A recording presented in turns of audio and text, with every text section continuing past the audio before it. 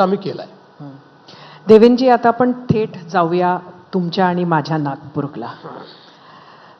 खरं तर असं नागपूर जे आपण गेल्या आठवड्यात पाहिलं तसं नागपूर मी तरी पाहिलं नव्हतं. मला वाटतं तुम्ही पण पाहिलं नसेल. काय बदललं? का असं झालं? मला असं वाटतं की मुठभर लोक हे अशा प्रकारच्या गोष्टी करतात आणि त्यातनं शहराचं नाव खराब होतं आणि कुठेतरी आपल्याला एक प्रकारे सामाजिक सलोखा देखील बिघडलेला दिसतो. मी आता इतके वर्ष राजकारणामध्ये आहे. 1992 नंतर पहिल्यांदा नागपूरला अशा प्रकारचा तणाव दिसला. पण दोन गोष्टी यातल्या महत्त्वाच्या आहेत. एक तर नागपूरची जी काही संस्कृती आहे त्याच्यामुळे याच्यावर जो काही आपल्याला कंट्रोल आहे तो देखील फास्ट आला. म्हणजे असं काही दिवसेंदिवस चाललेलं असं नाही. काही तासात पोलिसांनी कंट्रोल आणला. पण तरी देखील जे काही घडलं ते योग्य नाही आहे. खरं तर मुळामध्ये जो काही सकाळी एक कार्यक्रम विश्व हिंदू परिषद आणि बजरंग दलाच्या लोकांनी घेतला औरंगजेबाची कबर जाळण्याचा, त्याच्यानंतर दुपारपर्यंत शांतता होती.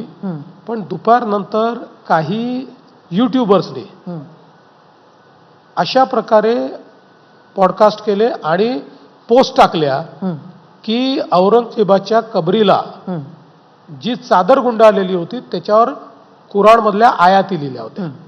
आता आपण जर त्यातलं पिक्चर पाहिला किंवा त्याचा फोटो पाहिला असं कुठेही नाही आहे. प्लेन चादर आहे, काही नाही आहे.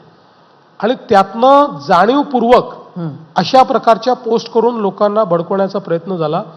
आणि मग संध्याकाळी त्या ठिकाणी मोठ्या प्रमाणात जमाव जमला आणि जमावाने तोडफोड चालू केली, दगडफेक चालू केली.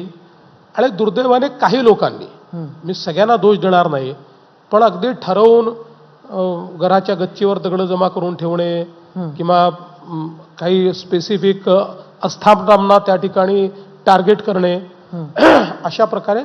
आणि याच्यामध्ये मुळात सगळ्यात जास्त जर कोणावर त्या ठिकाणी हल्ला झाला तर तो पोलिसांवर झाला. कारण पोलिसांनी अतिशय मला असं वाटतं की बेधडकपणे या सगळ्या ठिकाणी घुसून आणि हे रोखलं.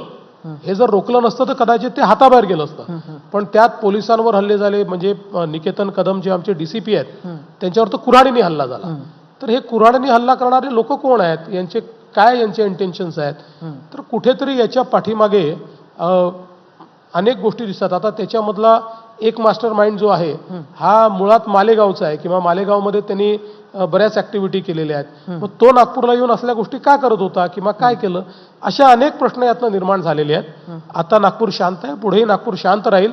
पण हे नक्की आहे की अशा प्रकारे ज्यांनी स्वास्थ्य बिघडवलं त्यांना आम्ही सोडणार नाही. जसं सकाळी तो पुतळा जाळल्यानंतर आम्ही विश्व हिंदू परिषद आणि बजरंग दलाच्या लोकांवरही त्या ठिकाणी गुन्हा दाखल केला.